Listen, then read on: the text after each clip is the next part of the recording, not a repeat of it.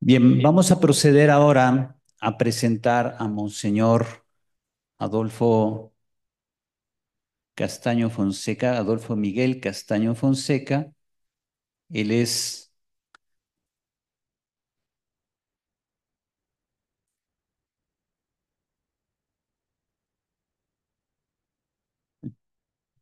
o sea, ya el padre Monseñor Adolfo ya también ya es coanfitrión, si gusta activar su cámara para que también lo veamos. A ver si ya está ahí, ya está ingresado. Nada más. Ahí lo tenemos. Bien. Monseñor Adolfo Miguel Castaño Fonseca nació en Otzolotepec, Estado de México, el 27 de septiembre de 1962.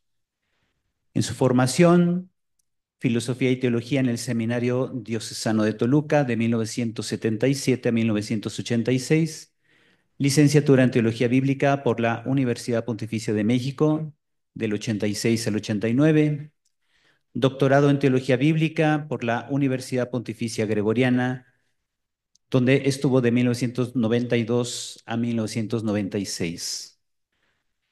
Ordenación presbiteral el 19 de marzo de 1987 y ordenación episcopal el 30 de julio de 2010. Entre sus servicios tenemos que ha sido miembro del equipo formador del Seminario Diocesano de Toluca, del 89 al 92 y del 96 a 2008. Ha sido asesor en diversos cursos, profesor, bibliotecario, prefecto de estudios y secretario general. Miembro de la Comisión para la Vida y Ministerio de los Presbíteros de 2002 a 2005. Rector del Templo de la Anunciación, Parroquia de Metepec, Estado de México, de 2008 a 2009. Profesor de Teología Bíblica en la Universidad Pontificia de México de 2000 a 2005.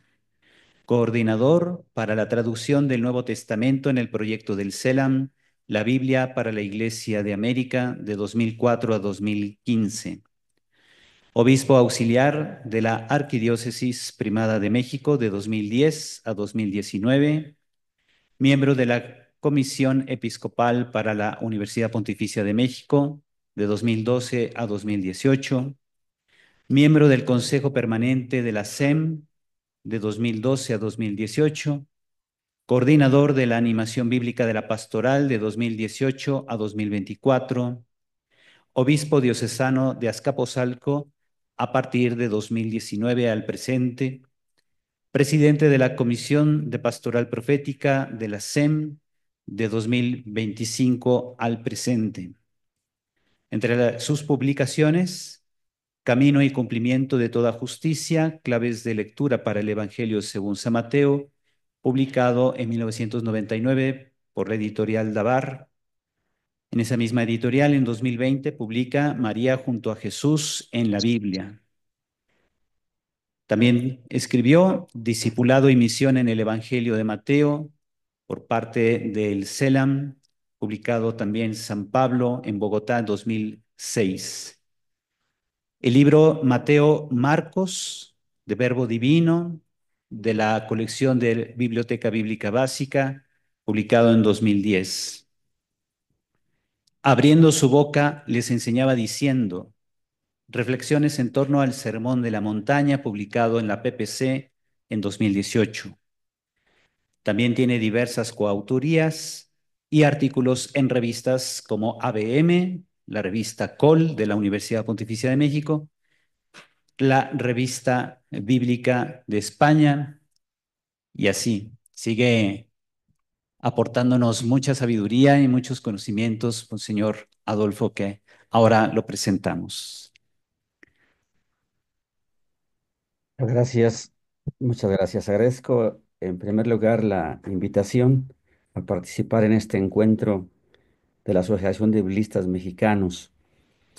Y bueno, quiero aprovechar también para agradecer la colaboración de la asociación, sobre todo de algunos miembros, en estos 6 años que me tocó presidir la dimensión de animación bíblica de la pastoral del episcopado mexicano. quiero decirles de verdad, de corazón, que me sentí muy apoyado por los compañeros, por los amigos con los que hemos compartido muchos momentos. Y el vínculo más importante, desde luego, de la fraternidad es el vínculo también de la Biblia, del compartir nuestro gusto, como dijera el anterior expositor, nuestra pasión por la Biblia.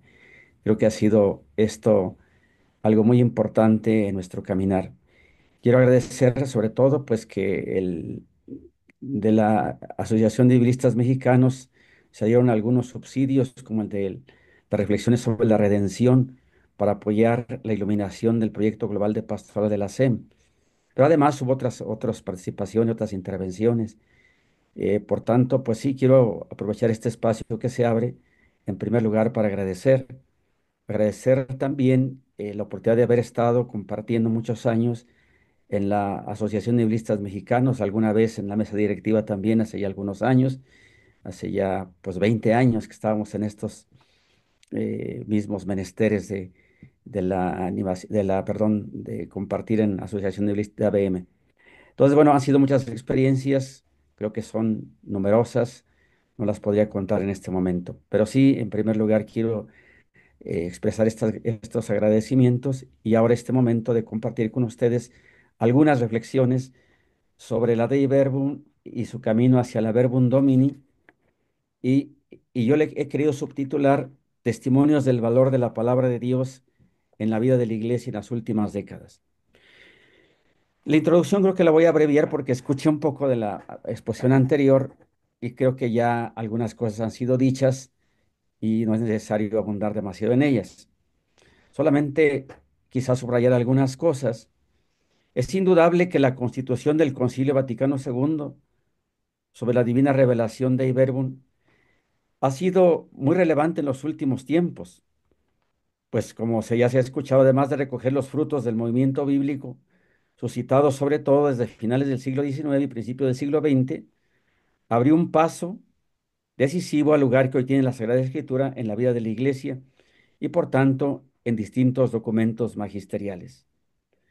Podemos afirmar que a partir de la Dei Verbum, la Iglesia, que preponderantemente se ve entendido como maestra, se colocó también como oyente de la palabra. Creo que ese es un punto importante.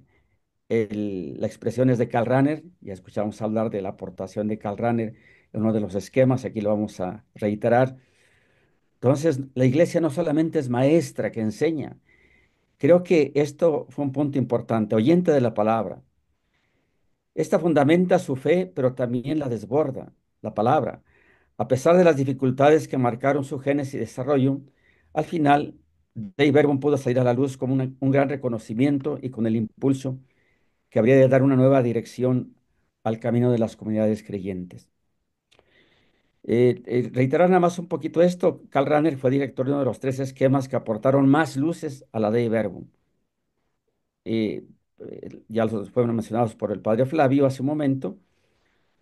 Quizás subrayar que bajo la dirección de Rahner, las conferencias episcopales de Centro Europa elaboraron un esquema titulado De Revelatione Dei et Dominis in Jesu Christo Facta, suponiendo que la autorrevelación de Dios se manifiesta en sí misma, en la misma revelación o despliegue de los hombres que descubre su verdad entendida como gratuidad y diálogo personal en proceso de desvelamiento culminado en Cristo. Bueno, ese es uno de los esquemas. El otro, pues ya lo mencionaron también con Gar y luego el de la Secretaría de la Unidad de los Cristianos.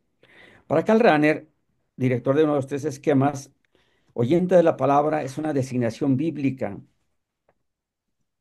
del hombre con vistas a la revelación. O sea, para Rahner el ser humano ha sido constituido apto de la revelación. No necesariamente que Dios se hubiera obligado a revelarse, pero él ya tenía esa potencia obediencialis, como le va a llamar, apto para la revelación.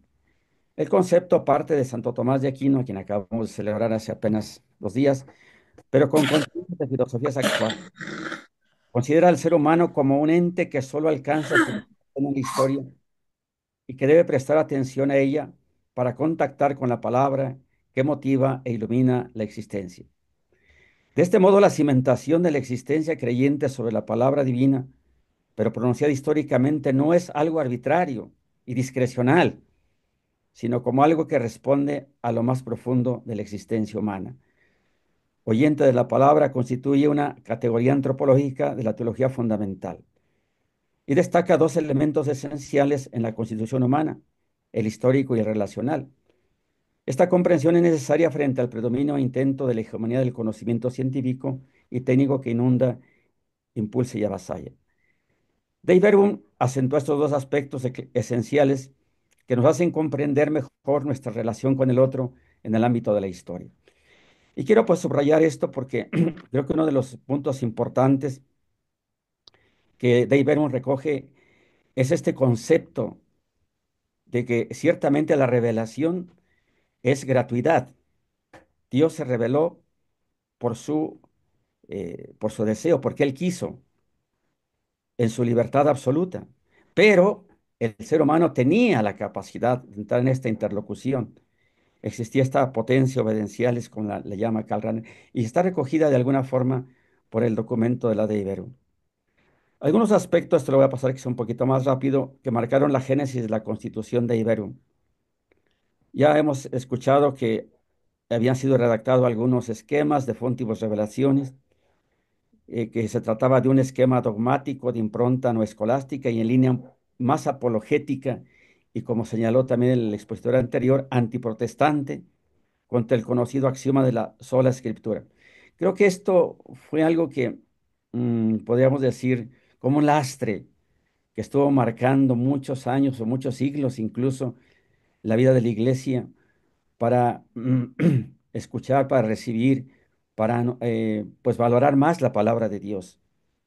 Esta reacción antiprotestante, esta reacción anti-sola escritura, es un tema pues muy complejo, pero que finalmente nos generó una gran carga y que no nos dejó avanzar durante muchos años. Destacaba la existencia de las dos fuentes de revelación, ya lo escuchamos, la escritura y la tradición, así como el papel de la iglesia en la lectura e interpretación de la palabra de Dios. Ponía de relieve el carácter conceptual de la revelación y se enfocaba a proposiciones dogmáticas que la iglesia, que por cierto se entendía como jerarquía, enseñaba en el mundo stochendi y que bueno, los demás debían acoger dócilmente. A veces creo que todavía no hemos superado totalmente esta actitud, ¿verdad? De los que deben hablar y los que deben escuchar. Pero ciertamente creo que el Vaticano II en este caso, Dei Verbum abrió el paso precisamente para que todos, la iglesia, lo bueno que ya la Dei Verbum, como escuchamos, pues pasó todas las etapas del concilio, fue aprobada hasta el final prácticamente.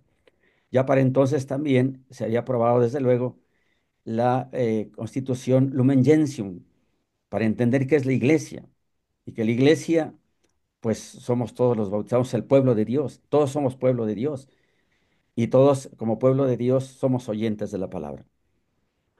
Bueno, este esquema acusaba huellas de haber sido elaborado desde una perspectiva apologética, sin tomar en cuenta los avances teológicos y eclesiales asumidos ya por el mismo Juan 23, Papa Juan 23.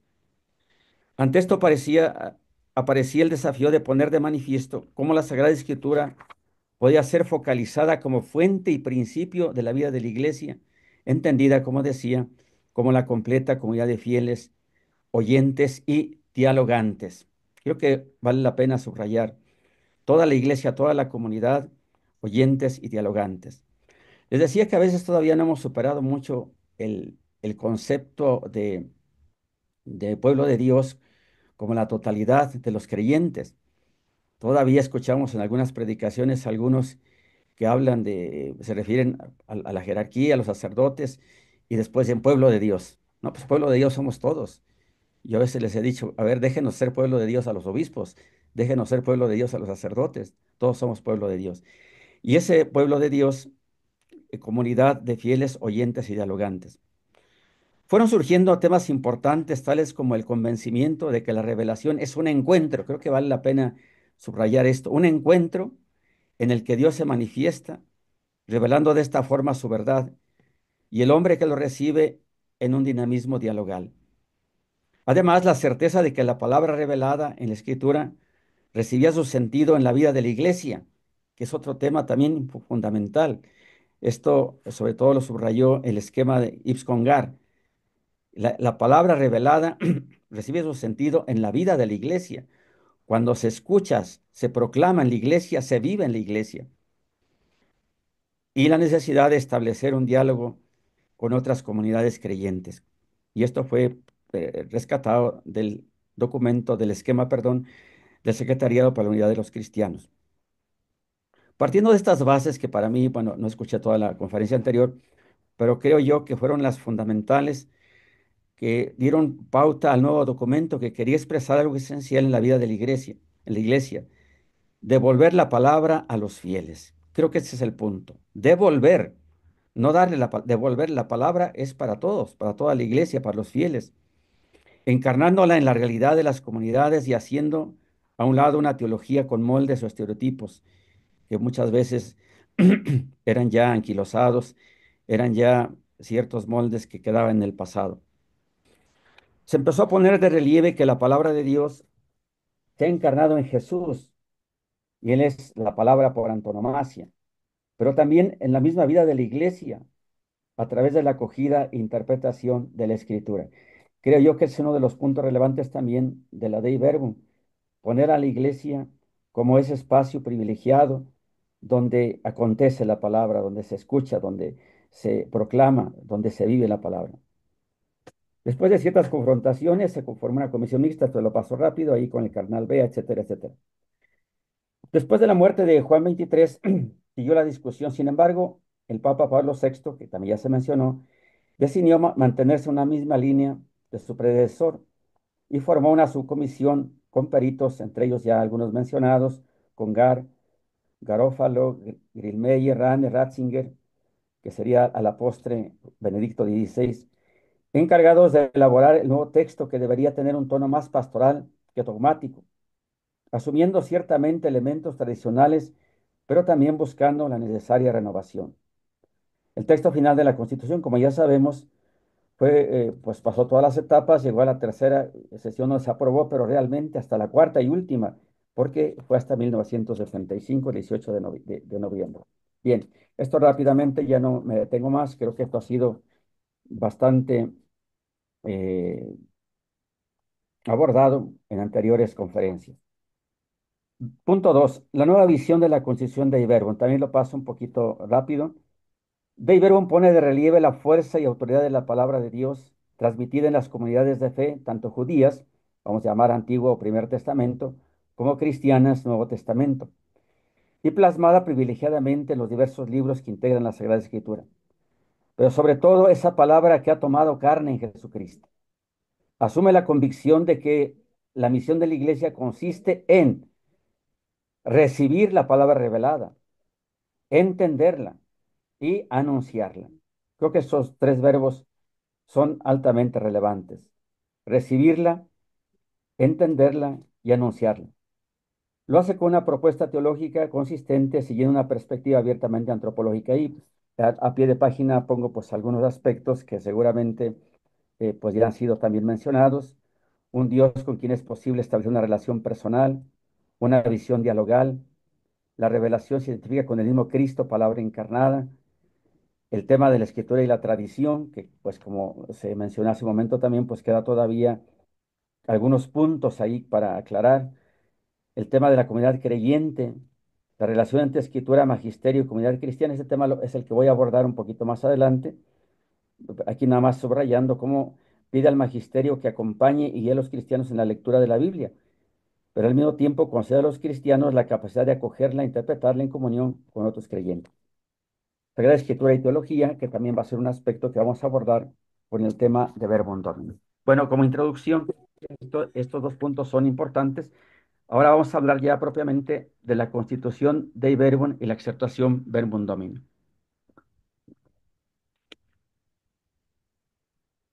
Bien, pues del 18 de noviembre, bueno, el subtítulo que coloqué es el siguiente: Dei Verbum fuente, inspiración para Verbum Domini.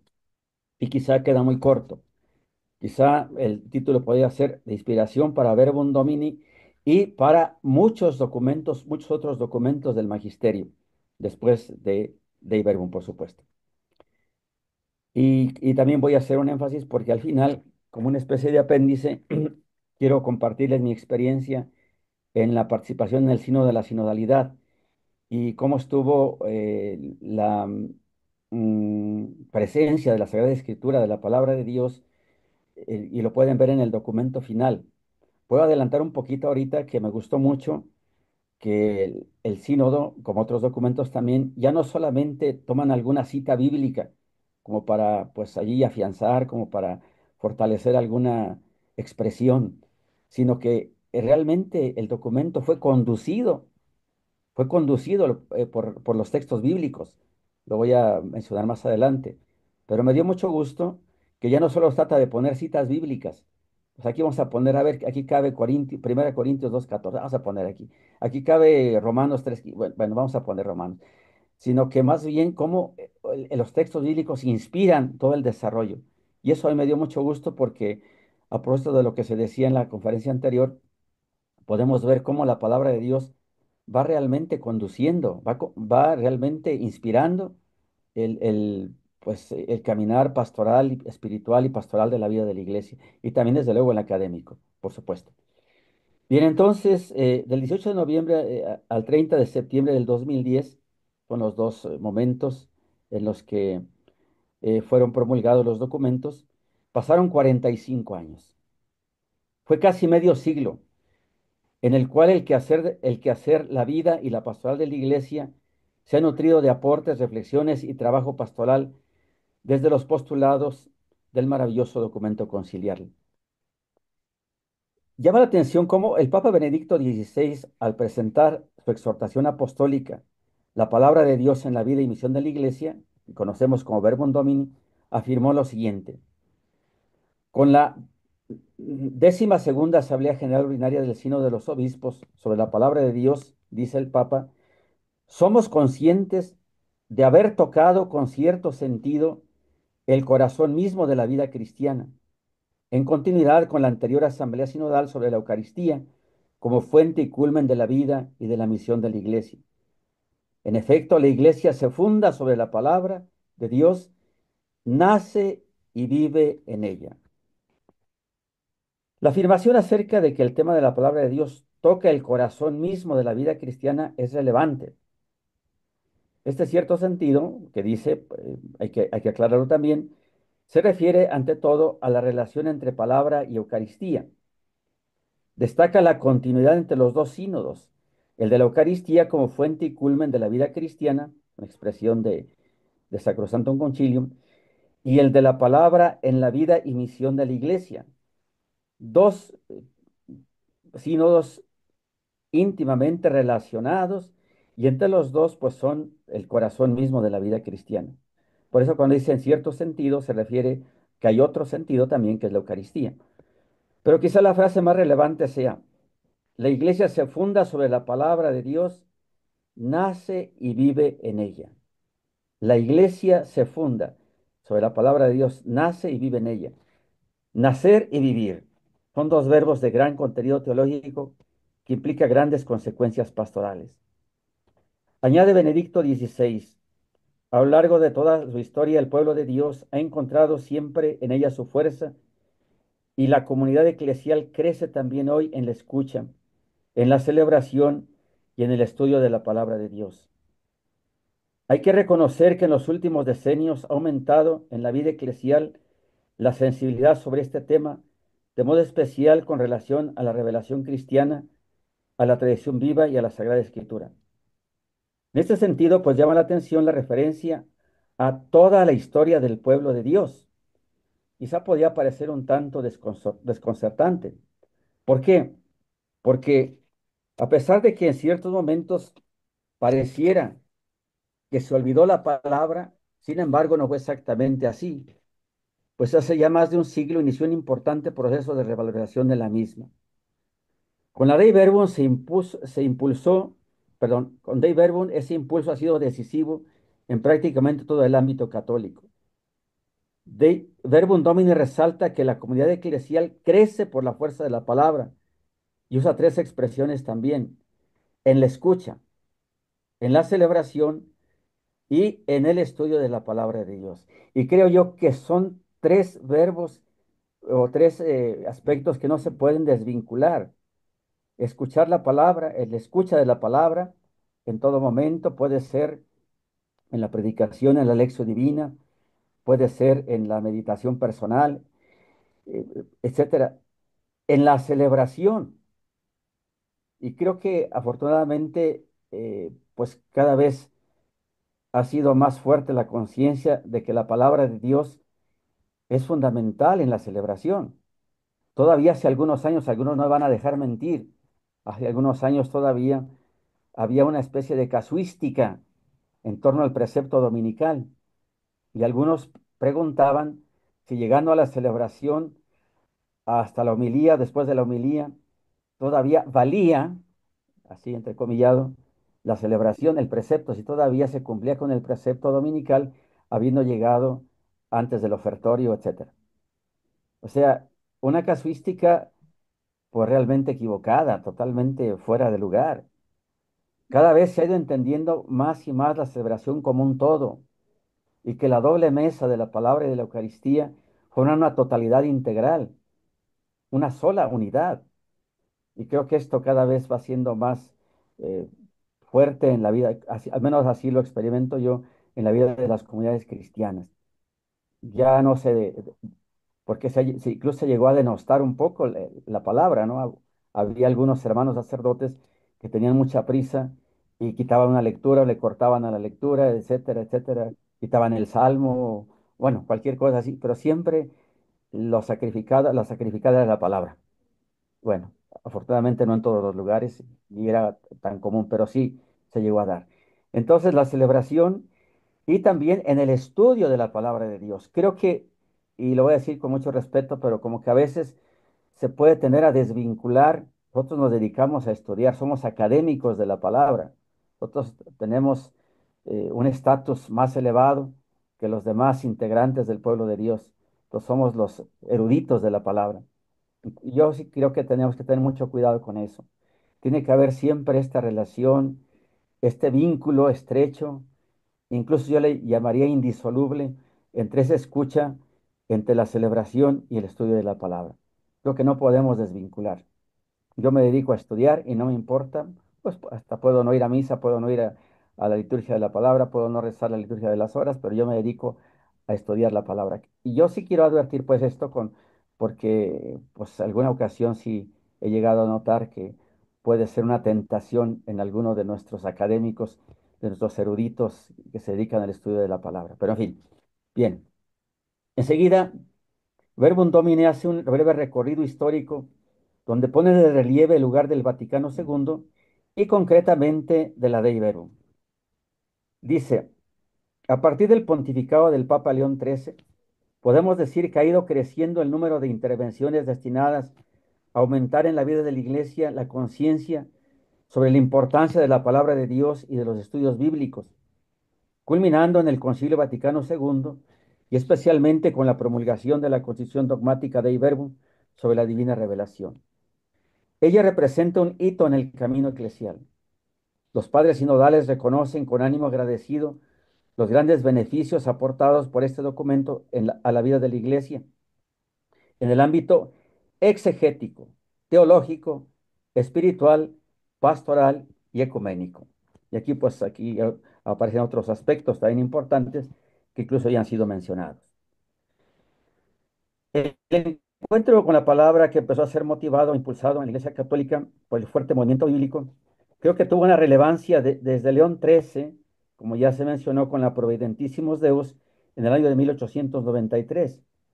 Después Benedicto XV con Spiritus Paráclitos, 1920. Pío XII con Divina Flante Spiritu, 1943.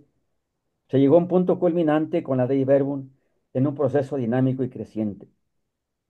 Bueno, antes de continuar aquí, comentaba yo en alguna otra ocasión, en otro público, pues lo interesante que era en la traducción de las Biblias en lengua vernácula, cómo las traducciones en lengua hispana fueron sumamente tardías, cómo, desde luego antes del Vaticano II, pero cómo las traducciones bíblicas, la primera podríamos considerar fue la de la nácar colunga, pero antes, bueno, pues estaba la de Torres Amat, como sabemos, que fue traducida desde el siglo XIX, 1880 y algo, no recuerdo exactamente la fecha, cuando fue publicada, pero traducida de la Vulgata, ¿verdad? No de los textos de las lenguas bíblicas, sino básicamente de la Vulgata, cotejada con el griego, desde luego, con el hebreo también, pero básicamente traducida de la Vulgata.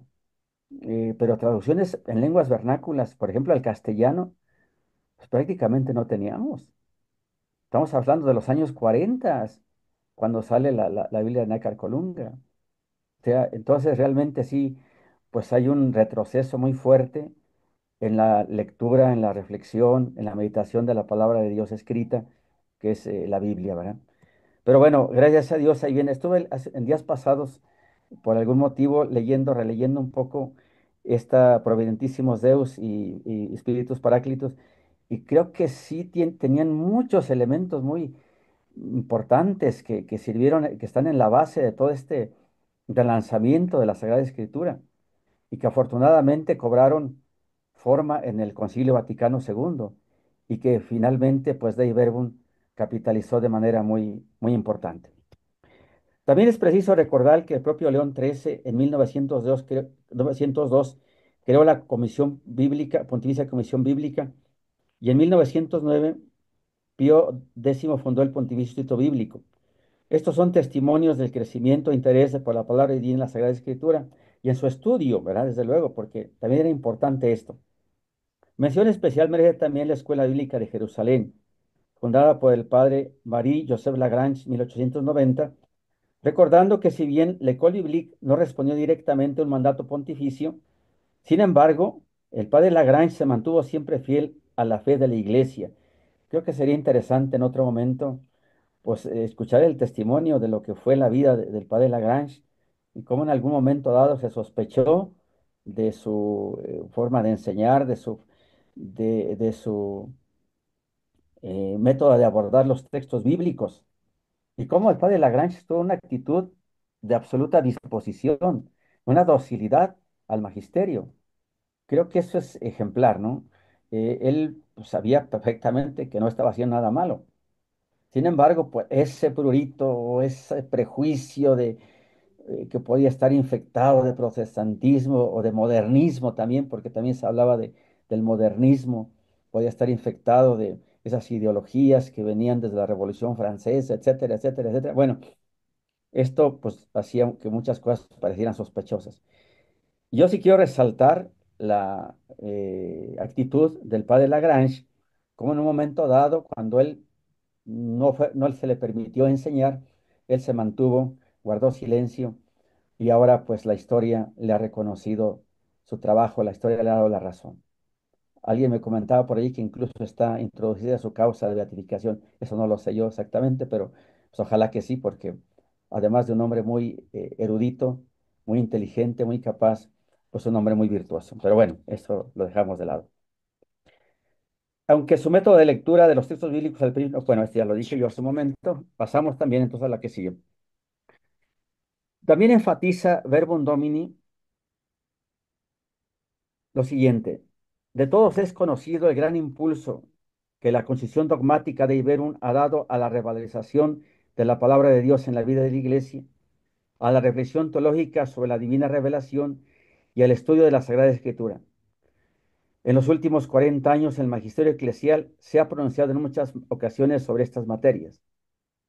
Sin duda, Dei Verbum ha sido un parteaguas en el camino de una mejor valoración de la palabra de Dios en la vida, insisto, espiritual, pastoral de la iglesia, pero también en el estudio académico. Creo que le ha dado pues ese también ese impulso.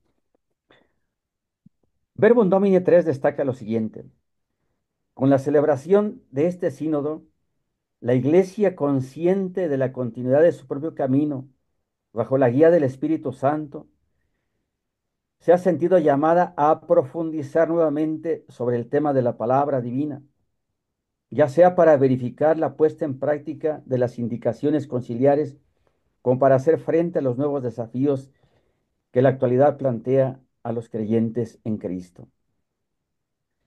Desde la introducción, Verbum Domine 1 presenta como objetivo revalorizar la palabra divina en la vida de la iglesia guiada por el Espíritu Santo.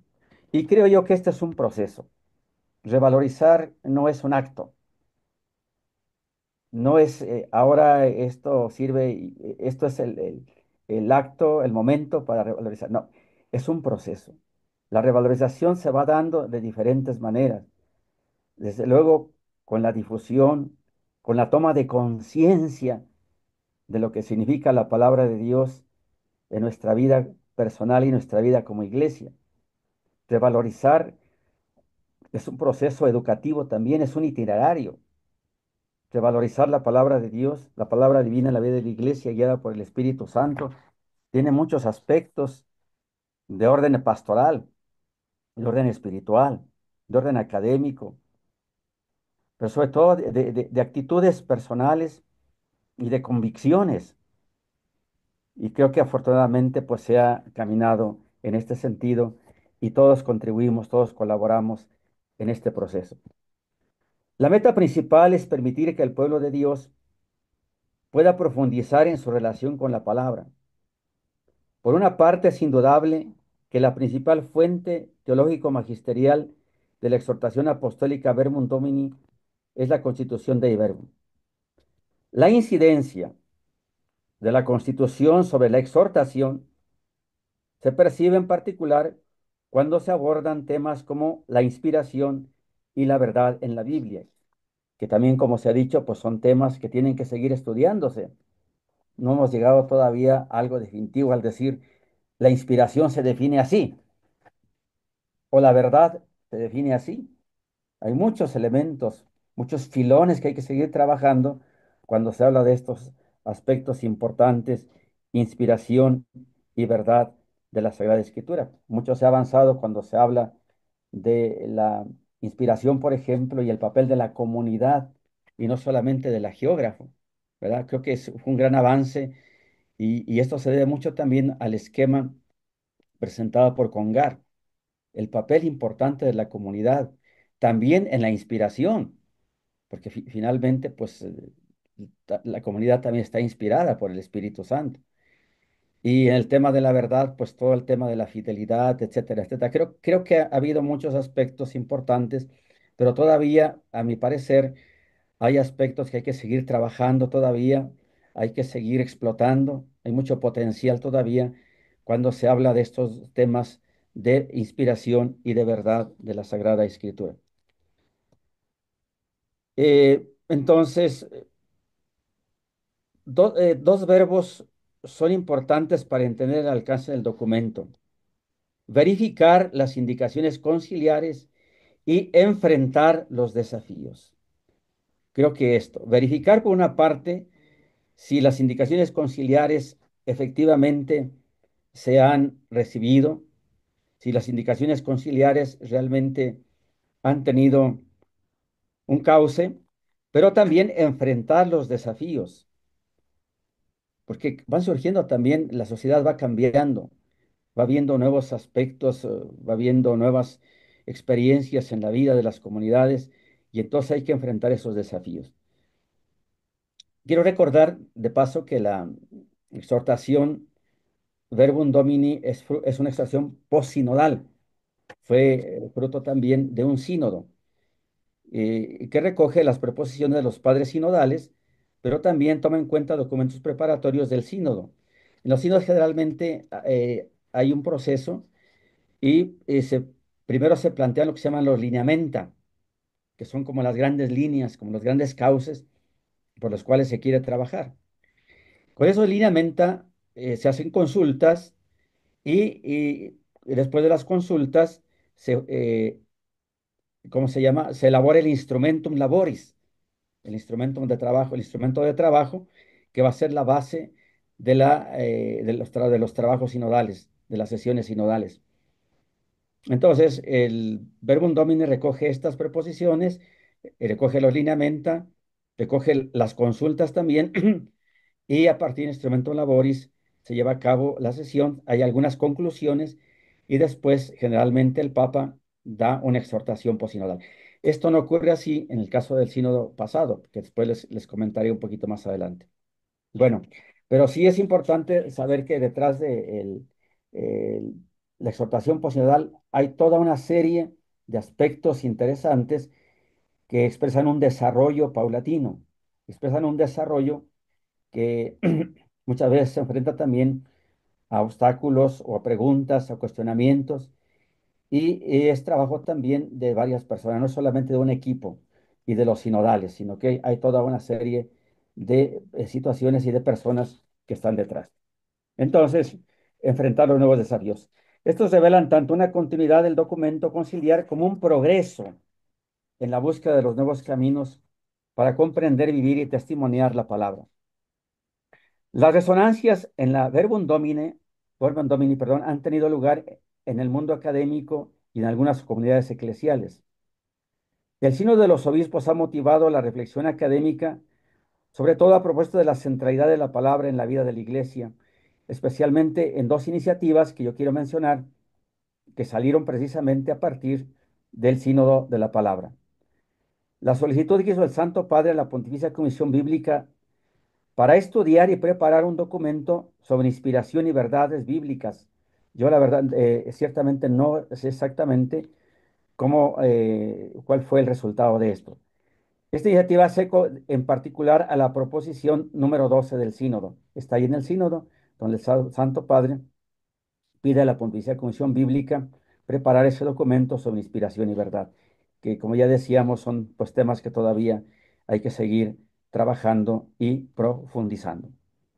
La segunda iniciativa fue un curso sobre el mismo tema, Inspiración y Revelación Bíblica, llevado a cabo entre la Pontificia Universidad Gregoriana y el Pontificio Instituto Bíblico de Roma en el año 2011.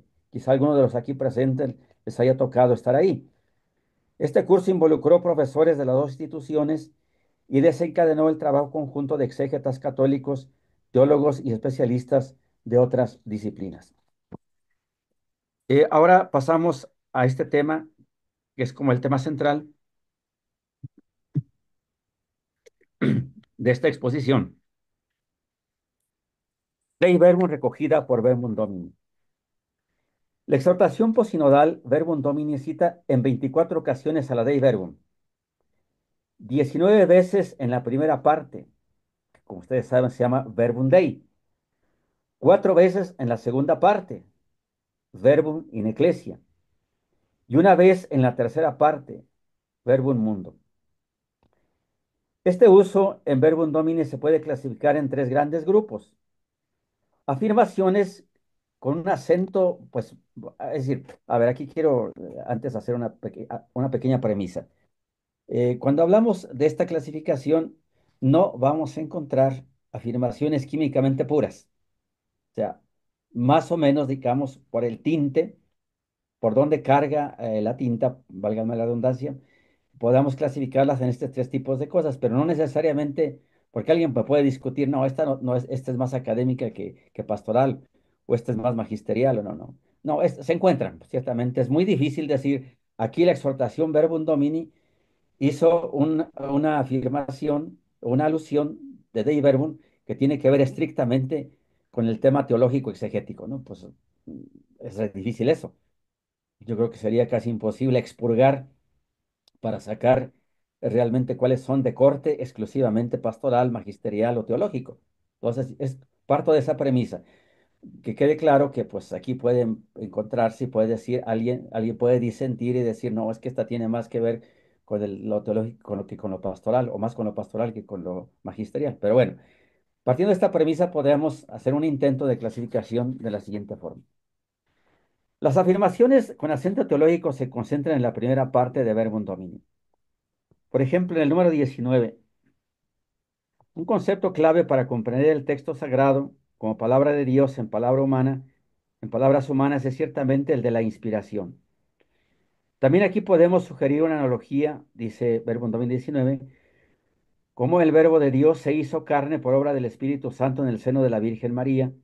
Así también la Sagrada Escritura nace del seno de la Iglesia por obra del Espíritu. La Sagrada Escritura es la palabra de Dios en cuanto escrita por inspiración del Espíritu Santo. El verbo 9. De este modo se reconoce toda la importancia del autor humano que ha escrito los textos inspirados y al mismo tiempo a Dios como el verdadero autor. Como han afirmado los padres sinodales, aparece con toda evidencia que el tema de la inspiración es decisivo para una adecuada aproximación a la escritura, a las escrituras y para una correcta hermenéutica, que se ha de hacer a su vez en el mismo espíritu con que ha sido escrita. Cuando se debilita nuestra atención a la inspiración, se corre el riesgo de leer la escritura más como un objeto de curiosidad histórica que como obra del Espíritu Santo, en la cual podemos escuchar la voz del mismo Señor y conocer su presencia en la historia. Creo que advierte contra ese riesgo de una manera muy clara. Leer la escritura como un objeto de curiosidad histórica, o podríamos decir también como un objeto literario. Y creo que es un riesgo que los biblistas en un momento dado podemos tener, pues tomar la escritura como eso, pues un texto literario, el que se puede, según el método que se quiera utilizar, ya sabemos, ¿verdad? Los que todavía son fans de los métodos histórico-críticos, que todavía hay algunos por ahí que, pues siguen siendo fans absolutos del método histórico-crítico. Bueno, pues está bien, es válido, ha sido válido, ha ayudado mucho, ha aportado mucho. O cualquier otra metodología que se quiera seguir, pues métodos más literarios, más estructuralistas, etcétera, etcétera. Toda esa cantidad que tenemos ahora y que han ido aumentando cada día con el paso del tiempo. Pero el riesgo el riesgo que se corre es pues reducir la Sagrada Escritura a este ámbito de situaciones o de objetos históricos, arqueológicos, literarios, etcétera. Además, los padres sinodales han destacado la conexión entre el tema de la inspiración y el de la verdad en las escrituras.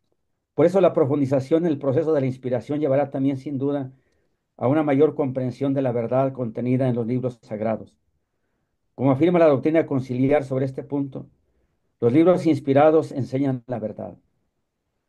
Como todo lo que afirman los agiógrafos o autores inspirados, lo afirma el Espíritu Santo, se sigue que los libros sagrados enseñan sólidamente y fielmente sin error la verdad de Dios que hizo consignar en dichos libros para salvación nuestra. Por tanto, recuerda aquí el texto de 2 Timoteo 3:16 al 17. Toda escritura inspirada por Dios es útil para enseñar, reprender, corregir, instruir en la justicia, para que el hombre de Dios esté en forma equipado para obra buena humana. Citando ahí a Dei Verbum 11. La reflexión teológica ha considerado siempre la inspiración y la verdad como dos conceptos clave para la hermenéutica eclesial de la Sagrada Escritura. Ambos conceptos son esenciales en la reflexión teológica y en la experiencia pastoral y espiritual de las comunidades creyentes. Verbum Domini, lejos de pasar por alto la importancia de dichos temas, invita no solo a tenerlos en cuenta, sino a profundizar en su comprensión, sin decantarse en alguna definición particular, descubriendo sus implicaciones para la vida de la Iglesia. Llama la atención particularmente a no perder de vista la conexión entre inspiración y verdad. En el texto de Verbum Domini se reconoce fácilmente los ecos de Dei Verbum 9 y 11. La exhortación posinodal invita a los estudiosos a profundizar la relación entre la inspiración del Espíritu Santo y la verdad contenida en las Sagradas Escrituras, de manera que se puedan interpretar los textos sagrados según su naturaleza. Dei Verbum 10 es retomada en Verbum Domini 33, 46 y 47, si alguien que pues, puede verificar esto.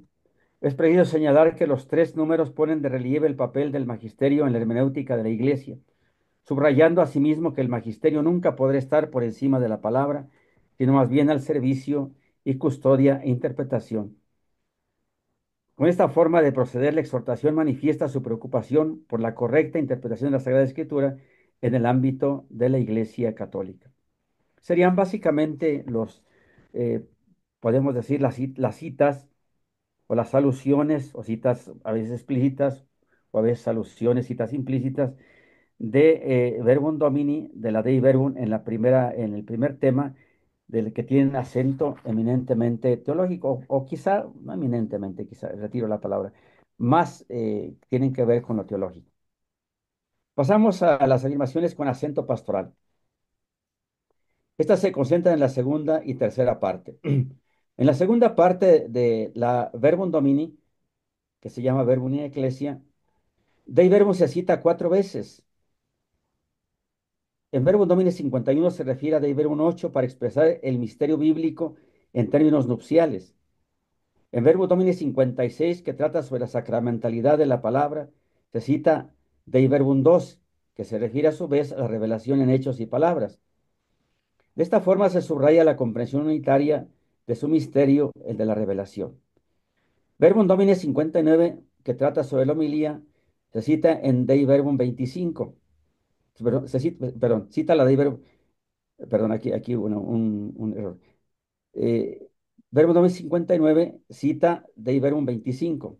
Sí, para exhortar a los predicadores a la familiaridad con las escrituras. Y creo que también es un tema que tenemos que pues seguir trabajando mucho en el campo pastoral, sobre todo los sacerdotes, que la homilía esté centrada en la palabra.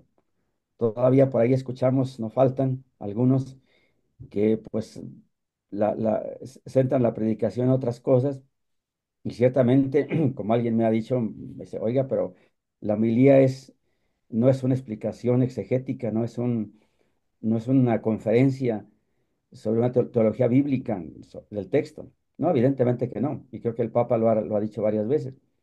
Pero si tiene que estar, tiene que partir de la palabra, tiene que estar en torno a la palabra proclamada, cualquiera de las lecturas o del salmo, pero tiene que ser ahí donde está centrada la homilía. Y no faltan por ahí esas homilías que todavía pues hablan de todo, menos de la palabra que ha sido proclamada. Bueno, entonces, en Verbum Domini 73, sobre la animación bíblica de la pastoral, se cita de Verbum 24. Entre estas menciones de la Dei Verbum, en la segunda parte de Verbum Domini, se debe destacar sin duda el número 73. Creo que también lo mencionó de alguna forma el anterior expositor. ¿Por qué? Porque este es un aporte de la Iglesia de América Latina a las propuestas del sínodo. Dei Verbum 24 posee una frase que se ha hecho célebre. El estudio de la Sagrada Escritura debe ser como el alma de la teología.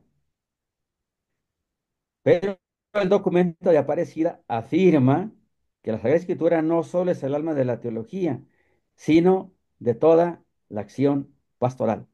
Por esto, la importancia de una pastoral bíblica entendida como animación bíblica de la pastoral. Hago aquí un paréntesis aquí, bueno, no paréntesis, sino un pequeño comentario. Nada más recordando que el encuentro de Aparecida se llevó a cabo en mayo del 2007 y el Sínodo de la Palabra se llevó a cabo en octubre del 2008. Es decir, prácticamente un año y medio, o sí, un año y medio de haberse llevado a cabo la sesión de Aparecida, se celebró el Sínodo de la Palabra.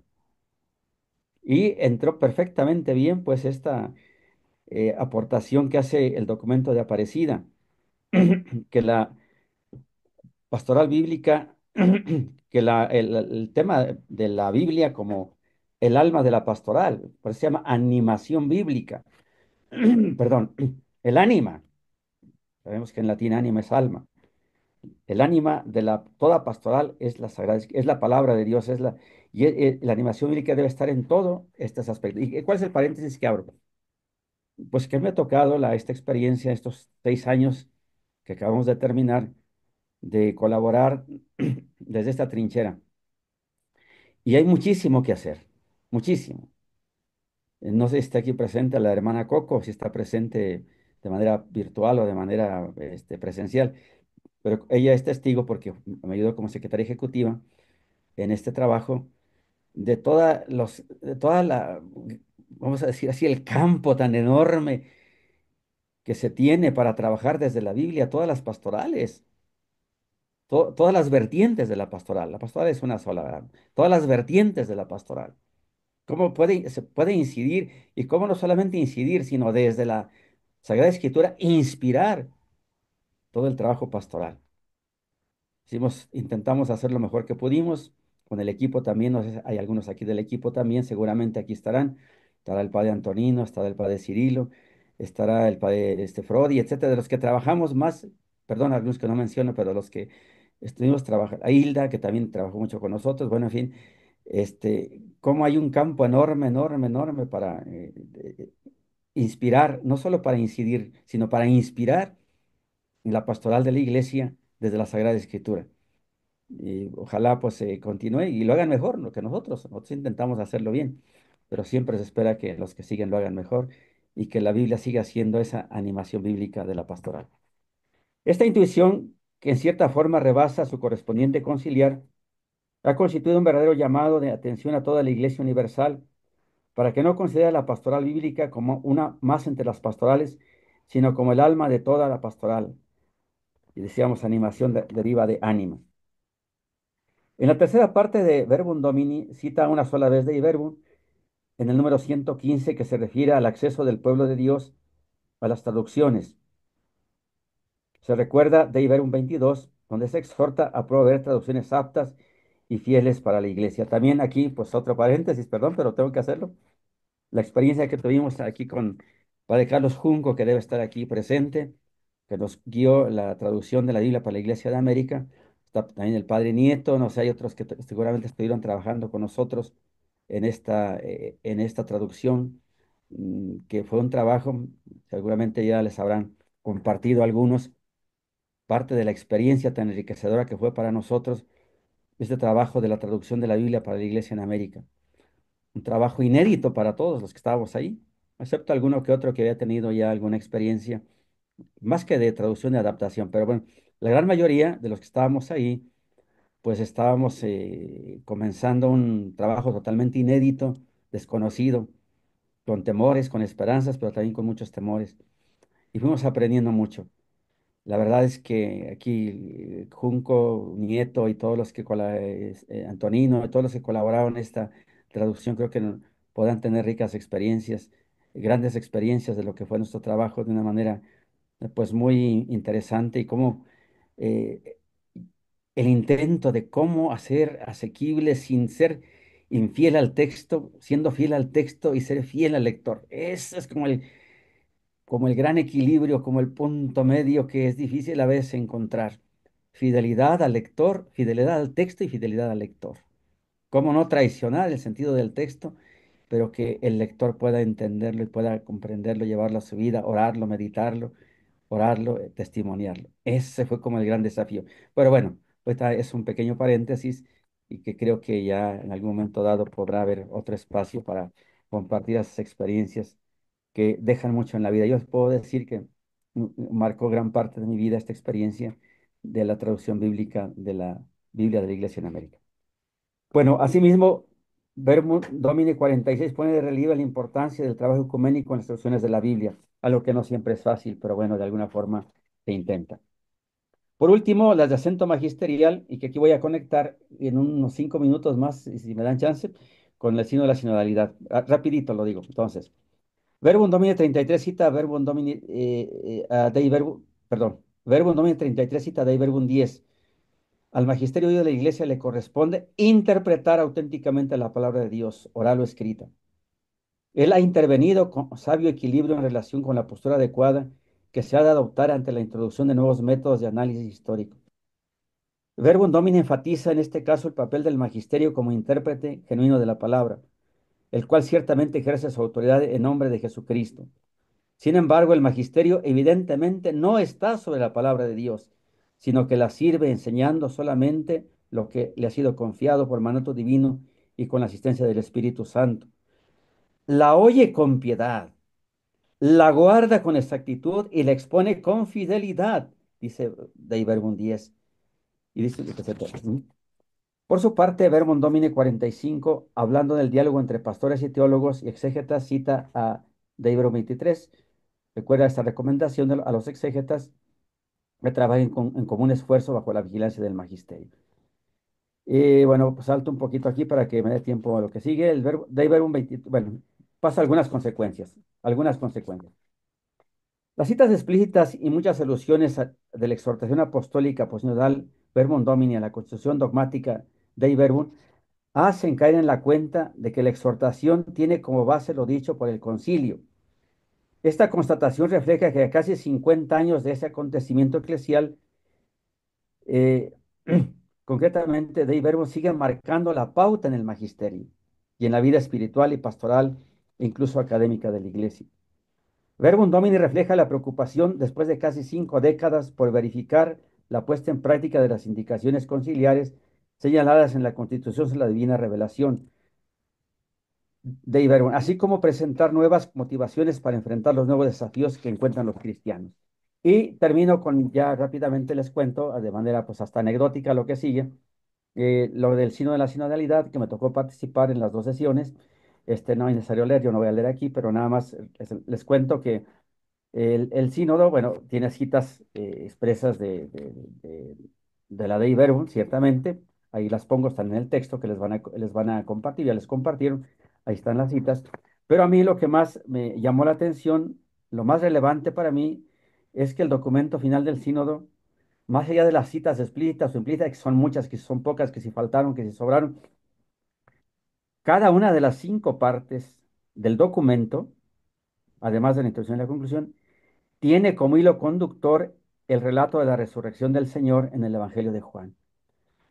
Y aquí quiero compartirles que esos relatos o esos textos fueron guiando la redacción del documento, la elaboración del documento. Ciertamente poner una cita en un documento del magisterio tiene su valor, por supuesto. Sería triste que un documento del magisterio no tuviera una cita bíblica. Sería muy triste, muy lamentable. Sería deplorable, ¿no? Un documento del magisterio sin una cita bíblica. Bueno, no, pero aquí lo que a mí me gustó mucho y quiero compartirles con mucha alegría, y ustedes pueden leer perfectamente el documento, es como cada una de la introducción está guiada por Juan 20 19 al 20. Luego, la primera parte, el corazón de la sinodalidad, llamados por el Espíritu Santo a la conversión, Juan 20 del 1 al 2. En la barca juntos, y fíjense también los títulos, en el corazón de la sinodalidad, llamados a la conversión. En la barca juntos, la conversión de las relaciones, tiene como inspiración el texto de Juan 21 2 al 3. No lo leo porque ustedes ahí lo tienen y además muchos se lo saben de memoria, yo creo. En la parte 3, echar las redes, la conversión de los procesos, tiene como fuente de inspiración Juan 21 del 5 al 6. La parte 4, una pesca abundante, la conversión de los vínculos, tiene como texto inspirador y guía Juan 21 del 8 al 11. Y en la parte quinta, también yo los envío, formar un pueblo de discípulos misioneros, tiene como texto inspirador Juan 20, 21 al 22, y la conclusión, un banquete para todos, Juan 21 del 9, perdón, 21, 9, 12 y 13. Bien, ¿esto qué quiere decir con esto? No se trata solamente de texto de adorno. Es posible constatar que prácticamente todo el documento del sínodo sobre la sinodalidad, con muchos otros del magisterio de la Iglesia, está empapado de la Sagrada Escritura y guiado por ella. Y quiero señalar que no solamente el sínodo, que yo veo con mucha alegría que más documentos del magisterio cada vez van siendo empapados más y más por la Sagrada Escritura, por los textos bíblicos. Este es un ejemplo donde se pone de manifiesto el interés, sobre todo el valor que ha ido adquiriendo cada vez más la Sagrada Escritura en los documentos del magisterio y sobre todo en muchos ámbitos de la vida de la Iglesia. Conclusión, es así la leo. Es indiscutible que la concesión dogmática sobre la revelación divina de Iberum marcó un hito fundamental y un proceso creciente de valoración de la palabra de Dios en la vida de la Iglesia a nivel espiritual, pastoral y académico, que ya había despertado el movimiento bíblico desde la segunda mitad del siglo XIX. Por esto mismo, Dei Verbum ha constituido y constituye un referente indispensable para los pasos posteriores, como queda manifestado claramente en varios documentos del Magisterio, sobre todo en la exhortación pastoral Verbum Domini, pero también otros muchos más, como también queda ejemplificado en el documento final del sínodo sobre la sinodalidad. Les agradezco su atención y bueno, pues compartir un poco, no solamente un trabajo pues, de investigación, sino un poco también de la experiencia de lo que la vida pues, me ha ido dando a lo largo de estos años. Gracias por su atención. Un fuerte aplauso. Vamos a proceder a la sección de preguntas. Si alguien quiere elaborar alguna pregunta, ya sea aquí de manera presencial o en línea, aprovechando esta excelente ponencia de Monseñor Adolfo Miguel Castaño. Aquí ya viene una pregunta. El padre, a ver, Agradecemos está. mucho su experiencia y su presencia. Yo quisiera preguntar dos cosas. Uno, sobre los conversatorios en el espíritu, como herramienta que ha implementado mucho el Papa Francisco. ¿De qué manera se, iba a decir utilizar, pero no, de qué manera la Biblia inspira esta metodología, cómo se vivió, cómo se vive? Y en segundo lugar, la Verbum Domini habla sobre un estudio profundo, ¿verdad? Y no solo académico, sino pues de alguna manera real de la escritura. Esto cómo se ha vivido, lo sabemos por la Fexefobi, pero a nivel real en nuestro país. Bueno, pues dos grandes preguntas. Bueno, la primera yo la quiero contestar de manera muy taxativa, ¿eh? Es decisiva la Sagrada Escritura, los textos de la Sagrada Escritura en la conversación en el Espíritu. De hecho, les comparto que antes de comenzar el sínodo, antes de que iniciara la sesión propiamente sobre los temas o el tema, porque no son temas, es el tema, cómo ser una iglesia sinodal, ese es el tema, que lleva pues implicando algunos otros temas, pero el tema fundamental es cómo ser una iglesia sinodal. Bueno, antes de comenzar la sesión, desde la primera sesión, antes de comenzarla, tuvimos la experiencia de un retiro espiritual de varios días, de retirarnos a un lugar a lo mejor algunos lo conocen, Sacrofano, las afueras de Roma, ahí a unos 30 kilómetros más o menos de Roma, un lugar pues en el campo, en campaña, como dicen ellos los italianos. Y ahí básicamente nos concentramos en meditar textos de la Sagrada Escritura. Y sobre todo estos que van a ser más iluminadores en nuestro trabajo. La intención del Papa es que nuestra reflexión, nuestro trabajo, estuviera guiado por la palabra de Dios, obviamente la Eucaristía, tuvimos también momentos de adoración ante el Santísimo Sacramento, por supuesto, porque sí, de oración personal también, pero los momentos eran de tomar el texto bíblico que nos iba a inspirar y sobre ese compartir que iluminara nuestra conversación. Creo que ya después llegando al sínodo, ya las sesiones, también igualmente se tomaba algún texto o se tomaba algún punto, pero iluminado por un texto bíblico. Y eso a mí me gustó mucho, porque siempre fue el trabajo si se iba a tratar, por decir, sobre el tema del pueblo de Dios, la iglesia, cómo ser pueblo de Dios. Bueno, ¿qué nos dice la Sagrada Escritura sobre el pueblo de Dios? Y de ahí partir, y de ahí hacer esos conversatorios del Espíritu donde cada uno va hablando, se respeta su tiempo. Después se detiene unos minutos para hacer silencio orante, siempre iluminados por la palabra, e invocando el Espíritu Santo, y después continuar escuchando otros tres o cuatro y hasta dar la vuelta al círculo. Después viene la segunda ronda, donde ya no lo que yo dije, sino o lo que a mí me aportó, o lo que yo puedo aportar desde mi iluminación, en la iluminación que yo he recibido, sino lo que otros han dicho, igual también guardando silencio orante y al llegar a una síntesis. Creo que es un método excelente. Yo lo he aplicado en la diócesis con los hermanos presbíteros, ¿no? Ya se han hecho familiares con el método, ya lo trabajamos así. La asamblea pasada, sinodal, la asamblea diocesana que tuvimos, ya fue con este método. Los laicos que participaron con el método, les agradó también, descubrieron la riqueza de cómo podemos compartir en una actitud orante e iluminada por la palabra. Entonces, yo creo que el método que del sínodo a mí me ha enriquecido muchísimo, a mí me ha aportado mucha luz, me ha ayudado en el trabajo pastoral. Yo sé que no es todavía pues algo que podamos decir que ya lo hemos implementado de forma suficiente, pero creo que sí es algo que, que vamos trabajando. Bueno, si está ahí el padre Antonino, a lo mejor está ahí, él es de la diócesis de aquí, está colaborando en la diócesis, también podrá aportar más sobre la experiencia de cómo trabajamos con este método aquí en nuestra diócesis. Y el otro, el tema de cómo vamos realmente. A ver, perdón, nada más es que a ver si me desubiqué un poquito.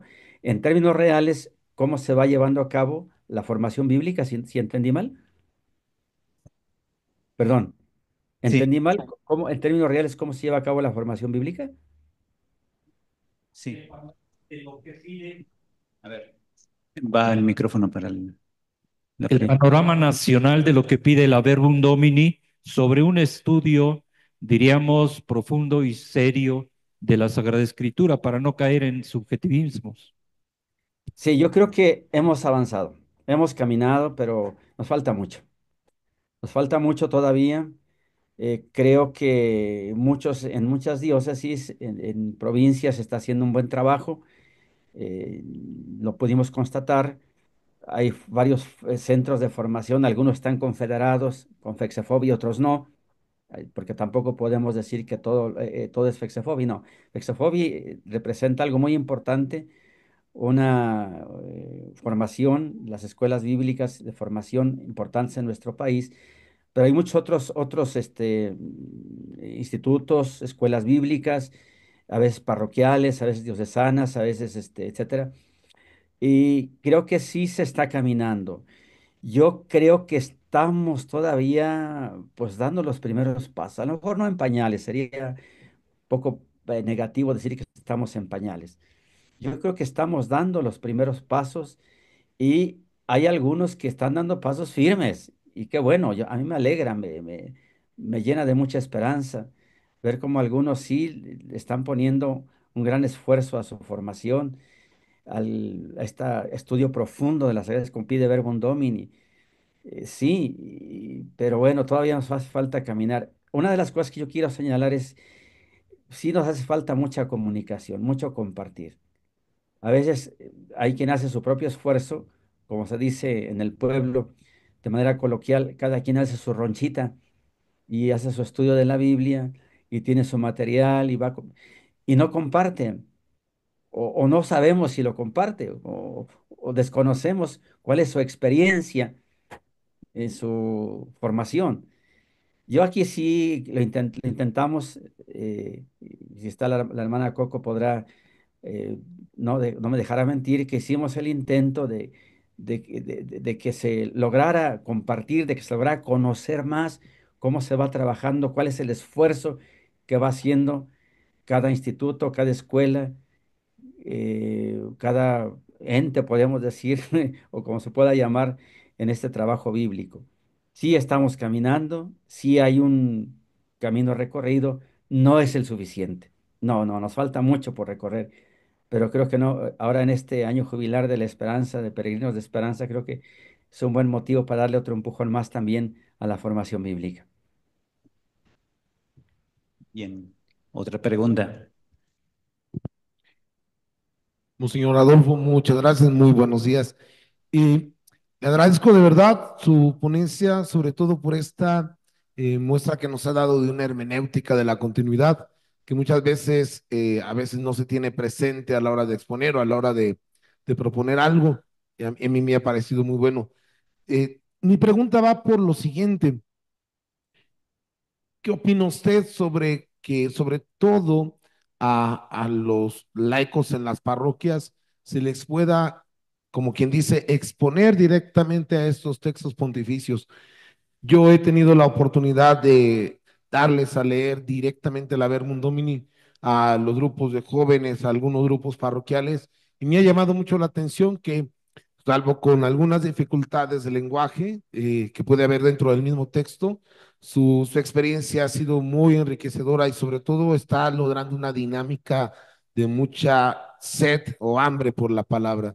Eh, Valdría la pena, por ejemplo, tal vez hacer con base en la estructura tripartita de la Verbum Domini alguna propuesta de tal cual de una animación bíblica de la pastoral parroquial o cómo podría hacerse en ese sentido? Sí, yo creo que lo primero que tenemos que vencer es nuestro miedo a, pues a dar los pasos que tenemos que dar. Como que a veces, y evitar los prejuicios. Me da la impresión de que a veces tenemos prejuicios. No, pero ¿qué va a entender la gente? No, pero ellos ni les va a interesar. No, es que, pues, que es un lenguaje muy complicado. No, es que eso, no, no, eso nomás nos va a llevar a perder el tiempo. Eso no va a tener, todos esos prejuicios creo que son los que nos frenan demasiado. Igualmente, yo he tenido algunas experiencias de compartir con personas sencillas, pues no a lo mejor totalmente analfabetas, no, pues sí tienen que tener alguna preparación. Lo que decíamos, por ejemplo, cuando hacíamos la traducción de la Biblia para la Iglesia en América, tenemos que buscar un lector medio, alguien que tenga una cierta ya base para poder, pues igual acá también, sí, tenemos que formar a la gente para después darles también, como no se les puede dar el alimento, recuerden lo que dice es la carta de los Hebreos, ¿verdad? Que el alimento sólido no lo pueden recibir si no se les, algunos solamente pueden recibir la leche. Bueno, hay que pasar de la leche al alimento sólido, hay que pasar de la leche al alimento sólido, pero eso lleva un proceso también. Entonces yo creo que hay que partir ciertamente de lo elemental, pero no tener miedo a dar los pasos siguientes. Una cosa que sí yo quiero insistir mucho, por ejemplo, es en la catequesis. A mí me parece que no hemos explotado suficientemente ese filón de la catequesis. En muchas diócesis ya tenemos procesos de catequesis para en la formación. Ya no solamente es un cursito para recibir la primera comunión o la confirmación, ya son procesos. Y creo que le estamos entrando más o menos, algunos no le entran mucho, pero la mayoría le estamos entrando ya a los procesos. Y ahí hay un filón enorme, grande, una mina bien importante para desarrollar. Yo, por ejemplo, les he pedido aquí en la diócesis que la Biblia, yo les he dicho así entre relajo y en serio, que no quiero ver Biblias de souvenir cuando voy a confirmar o a celebrar la primera comunión. La Biblia no es recuerdo de mi primera comunión. ¿Quién les engañó? Que la Biblia es recuerdo de mi primera, es recuerdo de mi confirmación. No, señor. La Biblia es para la catequesis, para llevarse en el proceso de catequesis. Yo quiero ver Biblias maltratadas, quiero ver Biblias leídas, quiero ver Biblias que se han trabajado. Entonces, desde allí se puede comenzar. Entonces, ¿cómo vas a pasar de la leche al alimento sólido? Pues empezando precisamente, aprovechando estos canales que ya existen. No tenemos que inventar el hilo negro, no, no, ya existen muchos de ellos, ya existen. Aprovechar estos itinerarios de formación. Algunos van porque quieren el sacramento, pues eso va a ser un poquito difícil erradicarlo totalmente y no entrar en un proceso de formación del discípulo misionero y que en el momento dado van a recibir los sacramentos. Ese chip se va a ir cambiando poco a poco, pero ya tenemos que ir comenzando. Entonces yo creo que sí podemos llegar a eso, a darle los documentos, a leer y a meditar, a reflexionar, pero yo creo que tampoco podemos, si le damos alimento sólido al bebé, pues lo vamos a empachar. Entonces tenemos que ir yendo en ese proceso. Y yo sí insisto, precisamente que tenemos instancias. Yo no sé, por ejemplo, nuestros grupos parroquiales, nuestros grupos que tenemos en las comunidades, en los grupos de oración, los movimientos. Yo he insistido mucho en algunos movimientos, les he dicho, tienen que tener una formación más bíblica. Si hay aquí alguno de escuela de pastoral, yo se lo digo porque los he dicho de frente. Escuela de pastoral tiene que tener una formación más bíblica. Y claro, y después sí leer todos estos documentos. Y hay otros movimientos más, cursillos, renovación cristiana, el Espíritu Santo. Creo que tenemos recursos, creo que tenemos canales. Creo que necesitamos perder los prejuicios, perder miedo el miedo, perder los prejuicios y animarnos a dar esos pasos. Insisto mucho en la catequesis. La catequesis para mí es fundamental, desde los chiquillos, desde los pequeños, los adolescentes y después seguir adelante. Yo creo que por ahí podríamos tener muchos aspectos importantes para poder llevar a cabo esto que nos pide Verbum Domini. Bien, pues muchas gracias. Demos un fuerte aplauso a Monseñor, que nos ha iluminado para enfrentar estos desafíos, estas tareas. y así mejorar la vida de la iglesia iluminada por la palabra de Dios. Le haremos llegar nuestro reconocimiento de parte de la Asociación de Biblistas. Ahí el Padre Nieto le enviará también su reconocimiento y muchas gracias. Con mucho gusto, saludos a todos y nuevamente gracias, gracias por todo y gracias por su trabajo en favor de la palabra de Dios. Que el Señor les bendiga a todos. Gracias.